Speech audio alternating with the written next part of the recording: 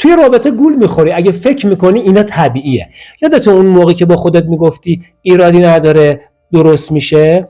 میدونی این جمله توی ریلیشنشیپ همونقدر دلخوش کنک هست که بگی فقط یه پفک دیگه میخورم. سلام دوباره به همه گنگسترهای عشق. من حسینم و امروز میخوایم به درخواست بینندگان ارزشمندمون یک کوچولو راستی دردناک اما لازم داشته باشیم. میخوایم درباره دروغای حرف بزنیم که به خودمون میگیم تا رابطمون رو توی حالت تعلیق مصنوعی نگه داریم. اون دروغایی که همزمان هم قفلمون میکنه هم آروممون میکنه. آخرش هم میخوام کلی راهکار بدم دستتون.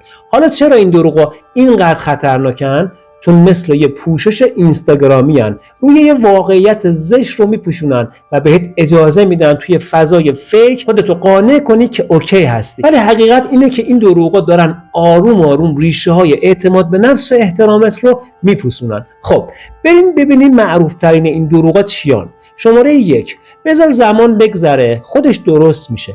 این درسته که زمان بعضی زخم‌ها رو درمان میکنه، اما اگه تو بخوای از زمان به عنوان بهانه فرار از مسئولیت استفاده کنی، در واقع داری بازی قایم باشک مرگبار رو راه میندازی. زمان به خودی خود هیچ کاری نمیکنه. این ما هستیم که با اقداممون یا بی‌تفاوتیمون جهت تغییر رو مشخص میکنیم. منتظر معجزه زمان موندن مثل این میمونه که توی اتاق دربسته بشینی و منتظر باشی پنجره خود به خود باز بشه تا بتونی نفس بکشی. شماره 2 اینکه بگی اینا طبیعی هر رابطه ایه. بله، بحث و اختلاف نظر طبیعیه، اما تحقیر، بی احترامی مداوم، نداشتن اعتماد و احساس تنهایی در کنار کسی که قرار بوده عاشقت باشه، اینا طبیعی نیستن. این علامت هشدار دهنده یه رابطه ناسالمه. عادی سازی کردن درد و رنج مثل اینه که بگی نفس زدن موقع دویدن طبیعیه. آره طبیعیه، اما اگه تو حالت نشستم دوچارش بشی یعنی یه جای کار میلنگه. شماره 3 اینه که بگی از فردا یا از ماه بعد یا از سال بعد دیگه درستش میکنن. به جاش توجه کن، فردای مفهوم خیالیه که ممکنه هیچ وقت نیاد. فردا قول مساعده، بهت احساس امید کاذب میده در حالی که امروزت رو داری تلف میکنی. اگه امروز انگیزه، توان یا دانش کافی برای حل مسئله نداری، چه تضمینی هست که فردا اینو داشته باشی؟ فردا فقط امروز دیگه است، با همون تو و همون شرایط، فقط خسته‌تر و ناامیدتر. شماره 4 اینه که بگی من زیاد حساسم، زیادی فکر میکنم.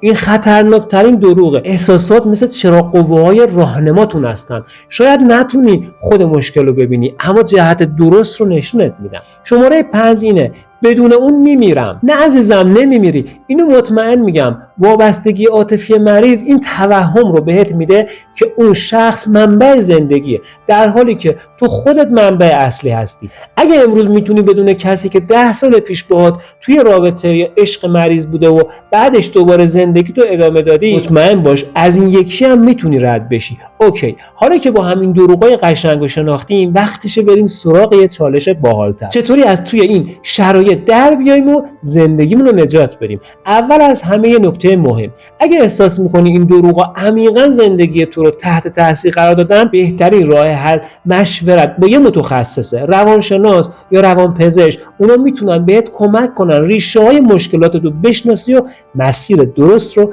پیدا بکنی. یادت باشه تشخیص دادن دروغ فقط مثل این میمونه که ببینی چراغ هشدار ماشینت روشنه. این تازه شروع کاره. حالا باید پیاده بشی و ببینی واقعا مشکل کجاست. قدم اول اینه بکش بیرون از حالت اتوپایلوت. ما بیشتر مواقع مثل ربات‌های زیبا روی کره زمین حرکت میکنیم. همون کارهای تکراری، همون فکرهای تکراری. وقتشه یه لحظه استاپ کنی و به خودت بیای. از خودت بپرس آیا واقعا دارم راستشو به خودم میگم یا دوباره دارم قصه میبافم با آروم کردن خودم؟ مثلا اگه دوباره داری به خودت میگی اشکال نداره، شاید فردا بهتر بشه، صدا رو قطع کن و از خودت بپرس باشه اگه فردا بهتر نشد چی؟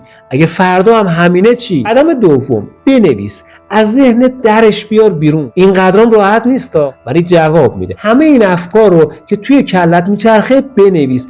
بذار جلوی چشمت باشه. وقتی دروغایی که به خودت میگی رو سیاه و سفید میبینی، یهو میبینی چقدر مسخرن. مثلا بنویس من میدونم پارتنرم به من دروغ میگه ولی میترسم تنها بمونم. همین که اینو مینویسی خودت میبینی چقدر حرفت منطقیه یا نیست. قدم سوم اینه از خودت بپرس چرا. مثل بچهای کنجکاو سوال بکن. هر دروغی که به خودت میگی یه چرای بزرگ پشتش قایم شده. چرا دارم به خودم میگم ایرادی نداره؟ چون میترسم تنهایی رو تجربه کنم. چرا رو راست بودن رو میترسم؟ چون فکر میکنم تحمل حقیقت رو نداشته باشم. چرا فکر میکنم نمیتونم بدون اون زندگی بکنم؟ چون عزت نفس وابسته به وجود اون فرده. اما قدم چهارم، با خودت مثل بهترین رفیقت رفتار بکن. تصور کن بهترین رفیقت این داستانا رو برات داره تعریف میکنه. تو چه توصیفایی بهش میکردی؟ احتمالاً نمیگفتی باشه تحمل کن شاید درست بشه. قطعا یه راه حل عملی بهش پیشنهاد میدادی. حالا همون توصیه رو به خودت بکن. راستی اگه میخوای بیشتر یاد بگیری چطوری با خودت مهربون باشی، حتما ویدیوهای کانال لاورا رو ببین. اینجا کلی تکنیکای کاربردی برات دارم. قدم پنجم، یه نقشه فرار کوچولو بکش. نیازی نیست یه شبه همه چیزو عوض کنی. از یه تغییر کوچیک شروع کن. اگه مشکل حرف نزدنه، همین امروز یه موضوع کوچیک رو باز کن. اگه مشکل بی احترامیه، برای یه رفتار کوچیک حد و مرز بذار.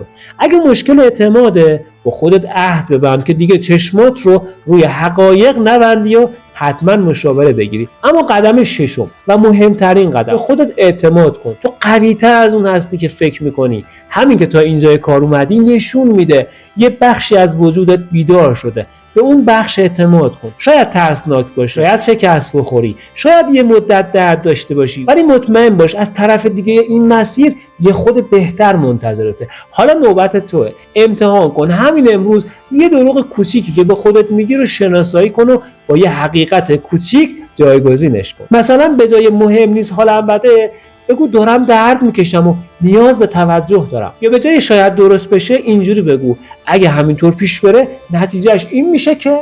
و یادت نره این پروسه مثل کشیدن یه پورتره است. نمیشه با یه خط کل اثر رو کشید. باید مداد رو تیکه تیکه حرکت بدی. ولی وقتی چشمات رو درست کشیدی، بقیه صورت هم خودش میاد. اگه احساس میکنی تو این مسیر تنها هستی، همیشه میتونی به روانشناس مراجعه بکنی. مثل جی پی اس زندگی هست. مسیر رو بهت نشون میدن ولی رانندگی همچنان با خودته. حالا نوبت توه. همین الان اقدام کن. این ویدیو رو برای پارتنرت بفرست. بگو عشقم این دقیقاً همونیه که همیشه درباره‌اش حرف میزد.